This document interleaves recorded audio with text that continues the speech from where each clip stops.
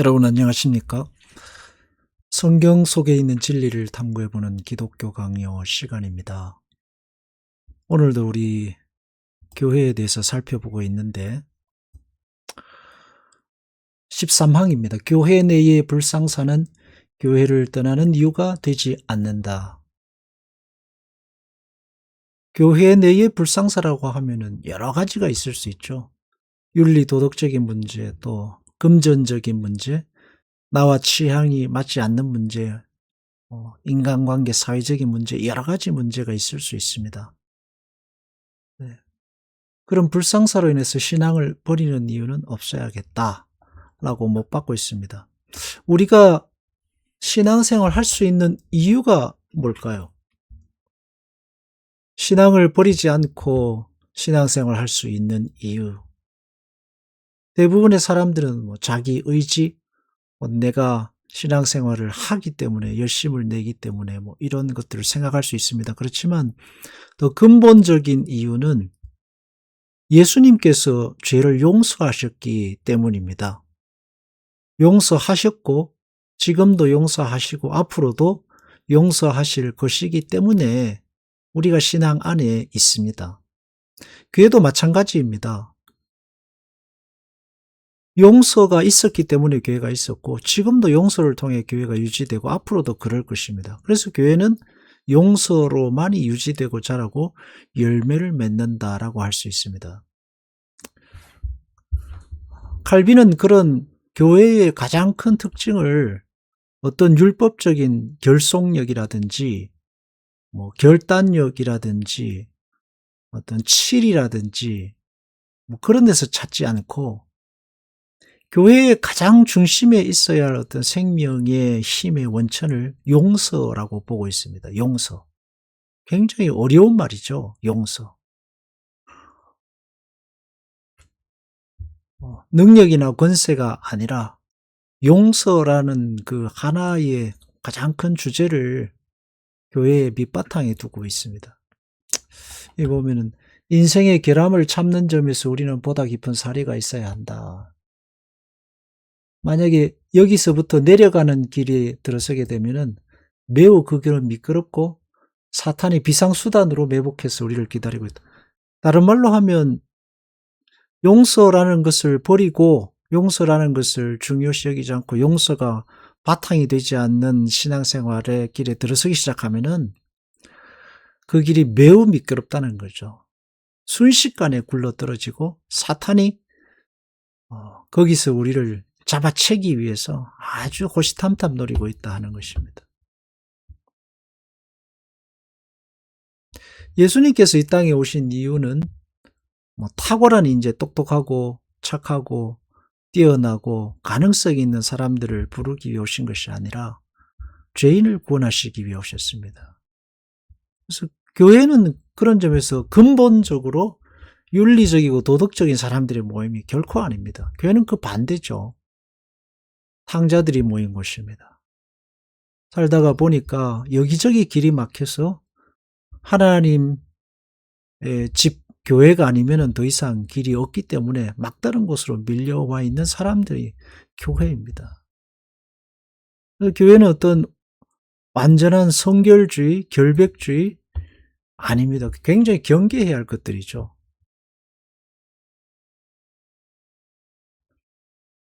가톨릭은 그것이 불편하기 때문에 사람들이 죄를 짓고 교회 안에서도 죄의 모양을 가지고 있는 게 너무 보기 싫어서 거대한 교권이라는 장벽을 세웠습니다. 그 교권이라는 칼로 무자비하게 내리쳤죠. 근데 교회는 그러지 말아야 합니다. 예수께서 이 땅에 오신 이유를 끝까지 붙들어야 됩니다. 내가 불편하고 힘이 들어도 말입니다.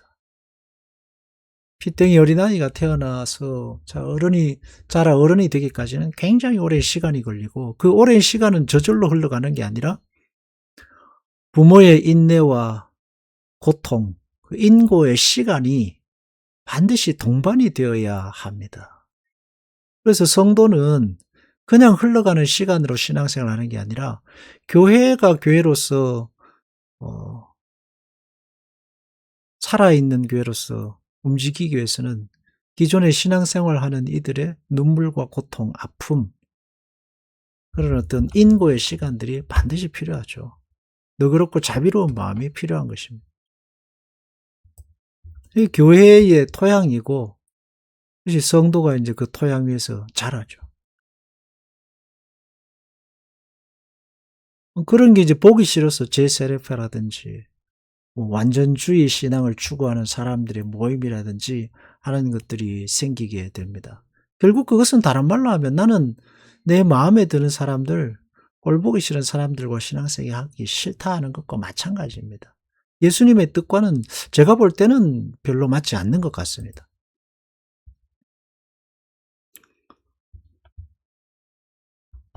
그래서 이런 완전주의 신앙을 가진 사람들은 자기의 불쾌한 생각을 억제할 줄 모른다. 기분 나쁜 보기 싫다는 거죠. 꼴 보기 싫다는 얘기입니다. 그런 것도 사실 그것도 죄죠. 주님은 인자를 요구하시고 용서를 요구하십니다. 극단적인 엄격주의에 열중한다. 이 바리새파와 서기관들의 모양입니다. 극단적인 엄격주의. 결국 바리새인과 서기관 회칠할 묻은 겉은 번지를 하지만 속에는 시커먼 죽은 자들의 모양입니다.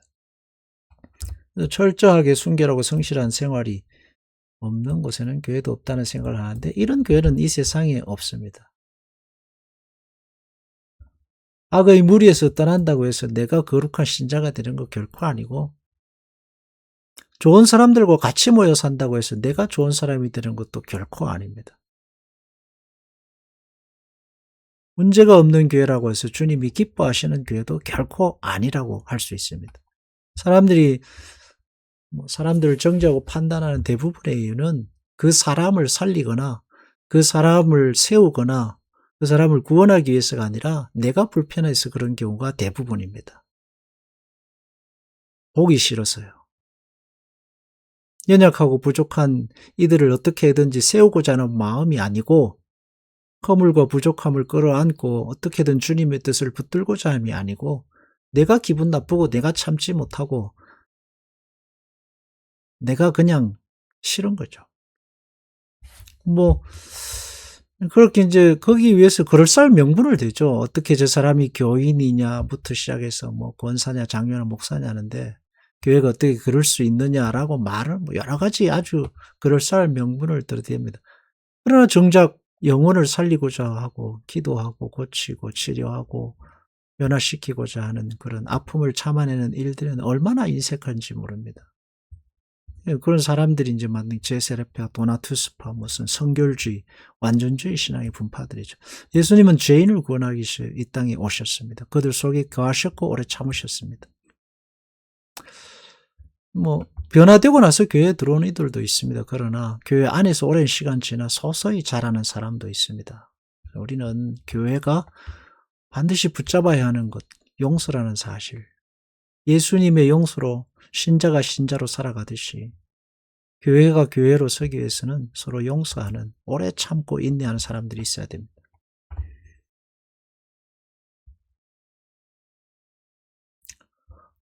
죄악이 창고라는 것을 참을 수 없다? 예수님, 그것을 참고 예수님이 이 땅에 오셨는데요. 고린도 교회를 생각해 봐야 됩니다. 타락한 사람이 굉장히 많았죠. 회중 전체가 감염됐고, 한 가지 죄뿐만 아니라 굉장히 많았고, 아마 우리가 차마 입에 담을 수 없는 일들까지 고린도 교회에는 있었습니다. 그러나 사도 바울은 고린도 교회를 향해서 사탄의 무리들이라 하지 않고 고린도전서 1장 12절에 보면 1장 2절에 보면 고린도에 있는 하나님의 교회 곧 그리스도 예수 안에서 거룩하여지고 성도라 부르심을 받은 자들 각처에서 우리의 주 곧 그들과 우리의 주 되신 예수 그리스도의 이름을 부르는 모든 자들에게 고린도에 있는 하나님의 교회라고 말합니다. 예수 그리스도 안에서 거룩하여진 교회. 거룩이라는 의미가 윤리적 거룩을 말하는 게 아니라 구별되어서 세상에서 불러내어져서 교회 안에 들어와 있는 사람들을 성도라고 한다라는 걸 알 수 있습니다. 그들 안에 있는 모습을 보면 분쟁은 말할 것도 없죠. 분열도 말할 게 없습니다. 작은 교회 네파로 나뉘어 싸웠으니까 시기에 불꽃 내가 옳다, 뭐 말도 아니었습니다. 언쟁과 탐욕, 이교도들조차 미워할 악행, 이것을 뭐라고 표현했냐면 너희 중에 심지어 음행이 있다물 들으니 그런 음행은 이방인 중에서 없는 것이라 누가 그 아버지의 아내를 취했다는 거다. 차마 입에 담을 수 없죠, 이 말은. 이방인 중에도 없는 일이 교회 안에 있었습니다. 이런 윤리적인 문제뿐만이 아니라 교리적인 문제에 있어서도 굉장한 문제가 많았습니다. 그리스도께서 죽은 자 가운데서 다시 살아나셨다 전파되었거늘 너희 중인 어떤 사람들은 어찌하여 죽은 자 가운데서 부활이 없다 하느냐 해서 부활하지 않았다라고 말하는 사람들도 있을 정도로 깎아내리고 조롱하고 이런 사람들이 교회에 있었어요. 값없이 주시는 재능을 자기를 위해 이용을 하고 자기 야망을 위해서 신앙을 사용하는. 그럼에도 불구하고 바울은 그들을 꾸짖고 그들에게 나아가서 고쳐주리라 하지만 그들을 향해 교회라고 말합니다. 처음에 고린도전서를 쓰면서 교회라고 하죠. 왜 그랬을까요? 그들이 말씀 선포와 성례 지팡을 반대하지 않고 예수 그리스도의 유일한 구원을 받아들였기 때문입니다. 그들을 성도라고 부르기를 부끄러워하지 않았죠. 그래서 그런 점에서 현대 교회의 가장 큰 질병 중 하나는 교만일 것입니다. 교만입니다. 정죄하고 판단하고 선생이 되고자 하는 어떤 그런 교만. 큰 병이라고 할 수 있습니다.